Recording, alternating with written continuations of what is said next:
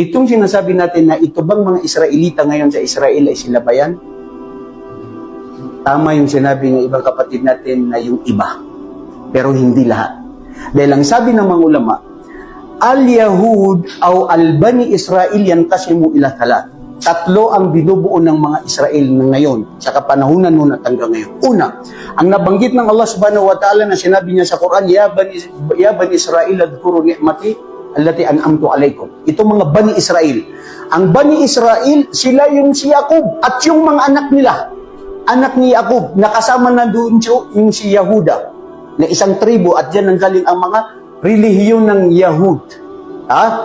Ngayon, dito sa mga angkan ni Israel, ay sabi nila, yun ang unang mga Israel, na mga Bani Israel, na mga anak-anak ni Jacob. Dahil dyan nanggaling ang karamihan ng mga propeta, bro. Dyan sila kasi nagmayabang eh. Dyan sila nagmataas. Sabi nila, Nahnu abnaullahi wa ahibahu. Kami ang mga anak ng Diyos at kami rin ang mga mahal ng Diyos. At yan ngayon ang pinapakita ng mga Israelita na akala nila sila yun. Sila yung mga nauna. Pangalawa, ang mga Yahuda ay ito ay nanggaling mismo sa tribo nila na isa lang doon sa magkakapatid na yun at pinatayo ito na relihiyon ng mga Yahud. At mixed na dito kasi may mga naniwala din doon na hindi sila original na mga angkan ni Israel. Maari sila ang may mga migrate, dyan sahol ang Arabo at mga Kristiyano at mga Muslim. Batid nyo ba na may mga Israel na mga Muslim? Batid nyo ba na may mga nandyan na mga Yahud, pero sila ay mga Arabo na nakakapagsalita ng Arabic at nagbabasa ng Quran, pero hindi sila Muslim?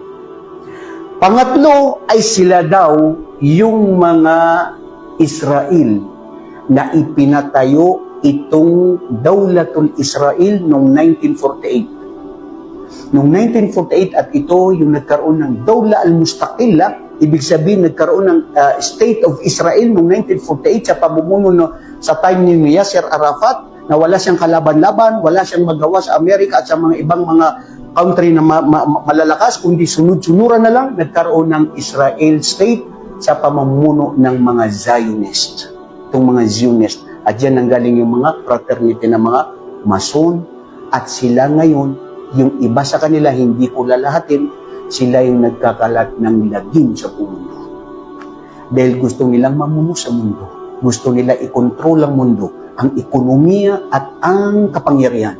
At yan ang isa sa mga sifat ng mga angkan ni Israel at yung mga original na mga Israel, na mga angkan ng Israel sa kapanahonan ni Musa, ng mga Muslim na sumunod sa mga propeta, sila yung mga safe, sila yung mga ligtas. Pero itong mga ito na tatlong uri ng mga Israelita na nabanggit natin, yan ang dahilan ngayon kung bakit nangyayari ngayon ang gulo dito sa mundo. Kaya makikita mo bro, nung napunta ko sa may mga Israel din doon? Sa Crocodile Park. Mga Mason. Bro, doon napunta ko doon sa US, sa New York, last 2 years ago, pumunta kami doon sa yung pumutok na tower yun, 9/11.